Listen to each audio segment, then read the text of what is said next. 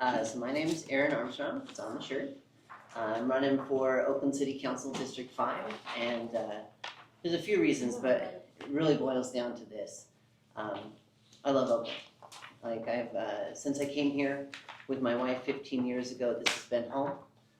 This is the place that we're raising our kid. This is the place that we own our home, and we're not going anywhere. And so to see Oakland in the state that we see it today, where we're so grateful that we have a park that's just 3 blocks from our house in Fruitvale. Not everyone gets that, but in just those 3 blocks, and we're taking my little 3-year-old, she's riding her scooter, her little Strider bike. We're dodging past piles of illegal dumping. We're walking past burnt out cars. You get to the park, it's a mess. It's not well cared for, and I just worry. What's the message that we're sending to our kids about who they are and about whether or not the city cares about them or their community? So I don't find that to be an acceptable message that we're sending right now. For the last 8 years, I've been the senior policy advisor to Supervisor Nate Miley. I've had an opportunity to tackle some of the most challenging issues facing the Bay Area, whether it's affordable housing, mental health, homelessness, early care and education, you name it, I've probably had my hands in it. And so, it's really hard for me to just sit back when I see the city struggling like it is, to know that I have the tools and the ability to make a difference and to not do anything. And so that's why I'm running for Oakland City Council, because I want to make a difference and I want to see Oakland become the thriving, resilient, world-class city that I know it is, but that it's just hard to see right now. Thank you. The first question, what are the key policies contributing to, actually, that's the wrong person, but it's probably the same question. Yeah, it is. What are the key policies contributing to the ongoing budget deficits in Oakland? And what policy changes would you propose in your first year in office to enhance community safety and address the challenges? So the budget is, I think, one of the most challenging issues that we're facing right now in the city of Oakland. I was appalled in 2022 when I watched the city use the ARPA funding to do a one-time solution for the budget without directing any type of systemic change to really address the structural deficit that we saw. And then we saw what happened this year is the budget deficit came back. Oh gosh, surprise.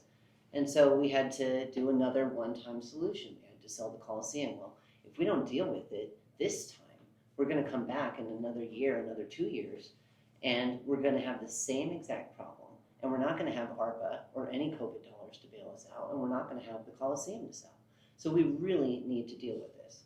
The 2 main drivers behind the general fund spending are police and fire.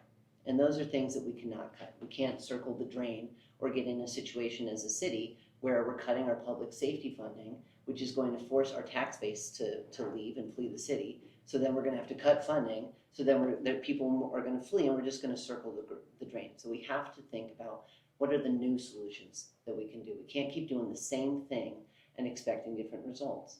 So I think that there's a couple things that we have to do. One, we have to look at our revenue sources. I think that's really, really important right now. We can't leave revenue on the table, whether it's things like grants, whether it's uncollected business taxes.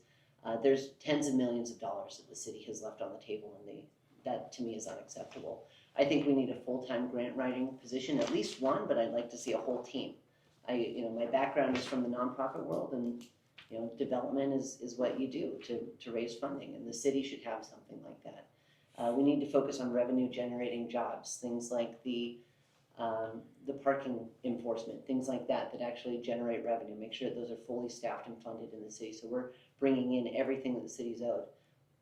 And at the same time, we also have to look at the costs, because that's the other side of the solution when it comes to the budget.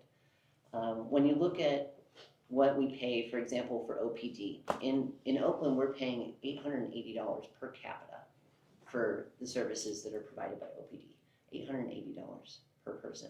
And that includes all the overtime that they're having to spend. Turns out it's really expensive to have an underfunded or an understaffed police force because you have to pay time and a half.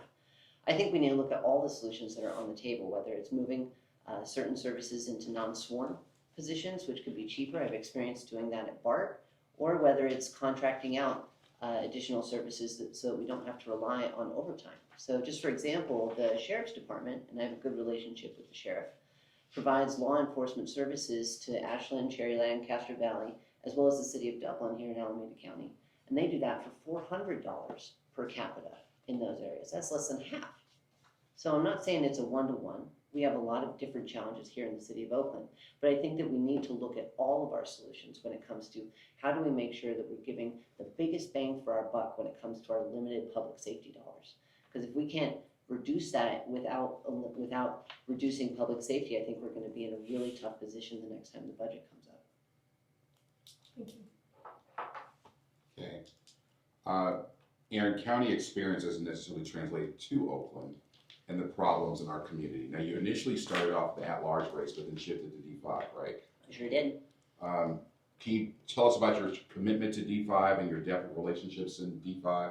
Because that's a big switch, right? Because you're basically looking at 16% of the city as opposed to 100%. So what kind of made that? It is a big switch. So I've always been interested in city government, whether, working at the county, we still represent part of the city. A lot of the work that I do affects the city. It's different work, but it's always in partnership with the city.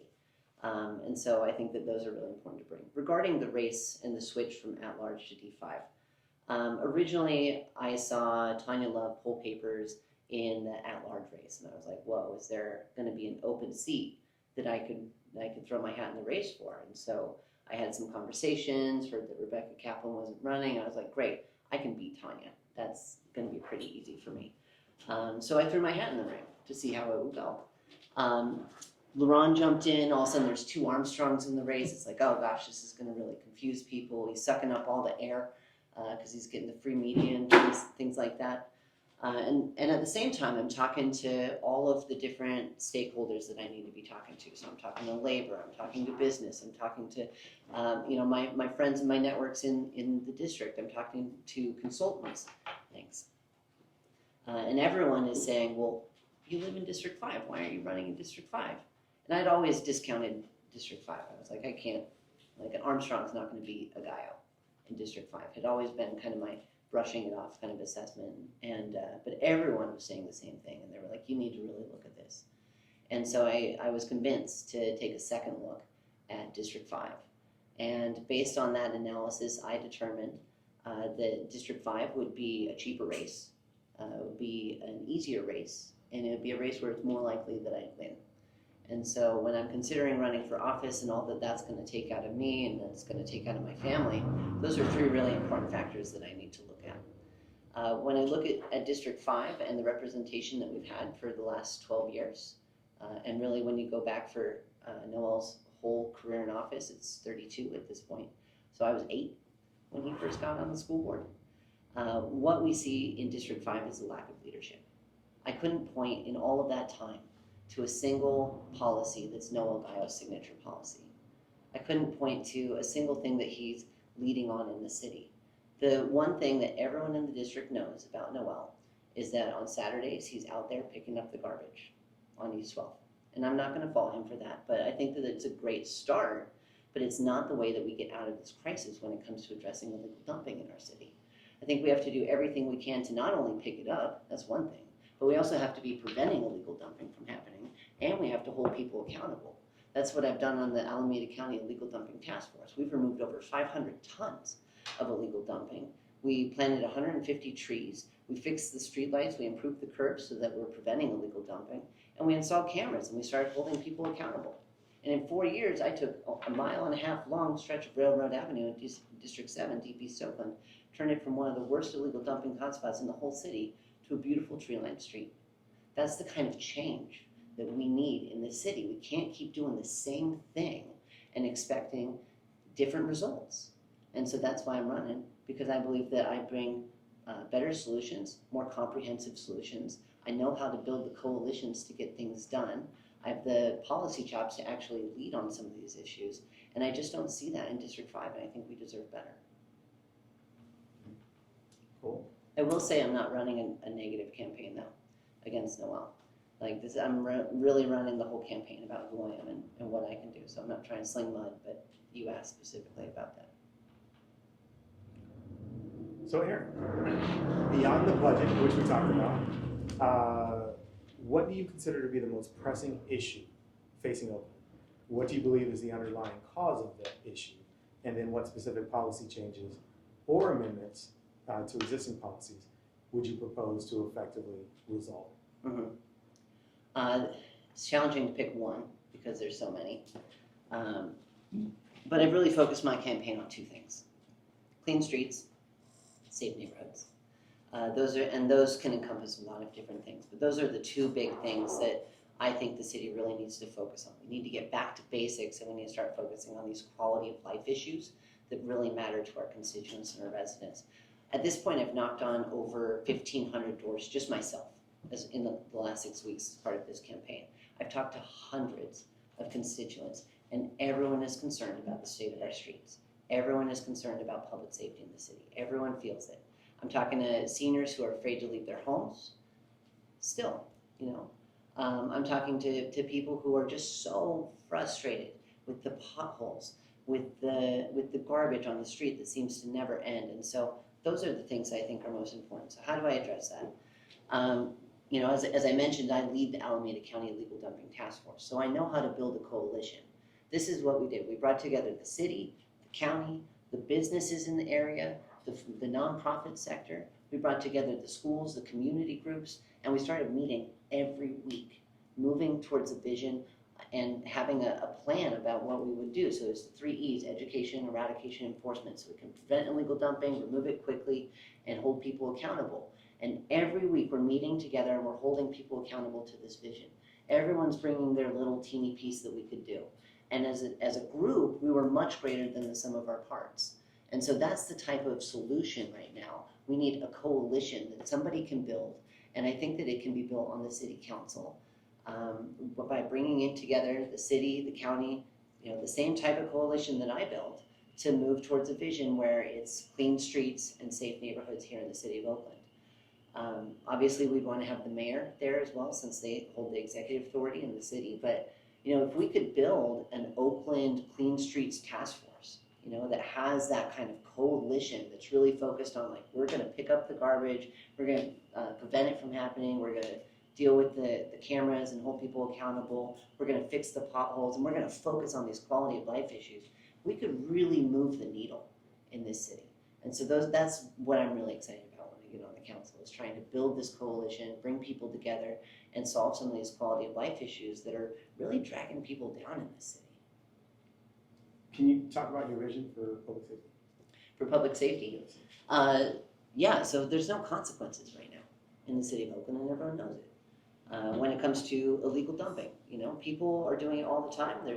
And people are doing it for profit. There's people who are, you know, they're a contractor, they're doing whatever, and then instead of taking it to the dump, they know that they can just dump it on the city streets. Doesn't matter. The kids have to walk through it. No one's going to hold you accountable. Same thing with speeding. I mean, you guys all have driven in the city of Oakland. I live right off a foothill. It's wild. There's a stop sign on my street right in between my house and a school. It is entirely optional. That's wild to me. So there's no consequences, and people know it. They know that OPD is not going to chase you unless you meet these 12 different steps, and so you never see anybody getting chased. They know that no one's ever going to get pulled over. When was the last time we saw somebody pulled over by OPD? Never. Like, I could point to, it's been years since I've seen it. So my vision for public safety is the basics. Let's start enforcing the fucking law. Sorry for my, you know, very, you know, We'll keep that out. We'll cut it out. All good. Cool. We have Any time time for- for How would you go about making sure that happened in your seat if you were in District 5? Yeah, so it's challenging in the role of a city council member because you really have those, you know, the policy and the budget are your two things, and your control over the sheriff, over the police department is very limited. It has to go through the mayor, but that's where that coalition type of approach that I was talking about, I think, could be very effective in a city council seat. So if we can build a coalition, if we can involve the mayor, if we can bring in the sheriff's department and really focus on public safety, not only in Oakland, honestly, but like as a region. And there's been some efforts that I've been a part of through my work at the county. Mayor Arreguin's been pulling together a regional body with all the police chiefs, and that's great and that's wonderful. And I think that honestly, the Oakland should be the one leading that, not the Berkeley mayor. And it's frustrating because I sit at that table and I watch city council members who are sitting in Oakland come, listen to the whole meeting with all of these law enforcement professionals there, and then at the end say, well, we don't really have a public safety crisis, we have a PR crisis. Because people are, it's the news keeps saying that crime is up or things like that. That's not leadership in Oakland. So this is the kind of thing that I think we really need to change. I have a question. You mentioned how frustrated you were with seeing APRA funding and ARPA funding being used up, and also like you talked about the Coliseum sale, one-time solutions that are not an appropriate fix, right? And you talked about just sort of circling the drain. Yeah. And so like some suggest that the city and the council should be negotiating with labor, and they should have started those negotiations long ago, right? It's not just labor, but it's vendors, it's contracting, it's figuring out how we cut costs at the city level, right? How do you feel, why do you think that you are well equipped to be a part of those negotiations and to work with labor unions? Yeah, so, I have an MBA, I have an MPP, so I have a joint master's in business and public policy. A big part of that's negotiations. I've negotiated with unions many times. One of the first things I did for Alameda County was focused on the Measure A, child care and early education policy. And that was a major negotiation with the local unions who wanted to unionize that workforce of people who were, mostly women of color, who were constantly stretched and underpaid. So the measure was an idea of how can we make sure that these people who are in this field, who are doing work that is so crucial not only to families but also to the economy, make sure that they're getting enough pay and representation that they can afford to continue to do the business, while at the same time balancing that with the needs of our community to make sure that we're creating as much access like slots or vouchers as we can. There's a limited pot of money, and so it's either going to go to wages or it's going to go to access, right? And so there was a negotiation. It was a 9-month long policy type of negotiation. That was the first thing I did. That was 8 years ago. So I've done it on many other things, whether it's the affordable housing bond. I was involved with the recently and now defunct Baja Regional Bond, which was also including large negotiations with labor. So this is not something that is new to me. It's something that I have a lot of experience with. Can you say more about your relationships in DeFi, specifically with the Latino community? Yeah. So I am very familiar with the Unity Council, and I've worked with them. I'm trying to engage more with the Latino Chamber of Commerce, but that's something that is new and fresh for me. What I'll say on this though as well is I guess there's a couple things, because people always like to say District 5 is the Latino district. Like that's something that I hear a lot, and it's true. Like there's 40% of the district is Latino. Like that's really important. But when you look at the citywide, you're looking at like 35% of the city is Latino. So to me, I find it almost disrespectful to the Latino community to say, you get this one seat. This is your guys' seat. There's 8 seats on the council. I think the Latinos deserve an opportunity to be represented in every single seat. So I think that that's really important. The other thing that I'll say is, my wife and I, just being sort of 2 gay women and, being the world being what it is, we're always subject to the same economic forces that everyone else is. So no matter where we live, we're always on that cutting edge of gentrification. It's not something that I choose, it's just where my position in the socioeconomic status of the world has allowed me to live. And so I'm always having to be in that position, and the way that we've always approached it is to be just as respectful as we can when we come into a community, because we're very sensitive about that kind of thing. So it's not for me about trying to change any community or bring my own influence into a community. It's really about how can I ingrain myself or engage with the existing networks and communities there. So that's something that I've been very interested in doing no matter where I go. So I hope that answers some of your district. One of the things I'll also say though about District 5 is that it's one of the most diverse districts in the entire city. It's 40% Latino, but the other 60% is this real mix for everybody. And I find it that's what I love about District 5 so much, is why, you know, one of the first places we came 15 years ago when we moved to Oakland was Fruitvale Village. And I was just blown away. I was like, I love this place. And so I'm so excited that when we got an opportunity to buy a house, we got to do it in the Fruitvale. And we've done everything we can to try and support local organizations, donations, things like that, volunteer when we can. But, you know, it's something I'm always trying to be sensitive about as well. There were two things, I don't think we're gonna be able to get to both of them, that you said that I really want to get some clarity on. The first one was, particularly since you have an MBA, Yes. you said, look at the revenue sources, uncollected business taxes, and grants. Grants aren't sustainable, and uncollected business taxes are depending on having a good business environment. That's true. Then you said generating jobs through parking enforcement, or creating jobs. Generating jobs, you said generating jobs, parking enforcement. Revenue generating. Revenue generating jobs, I put, double X there.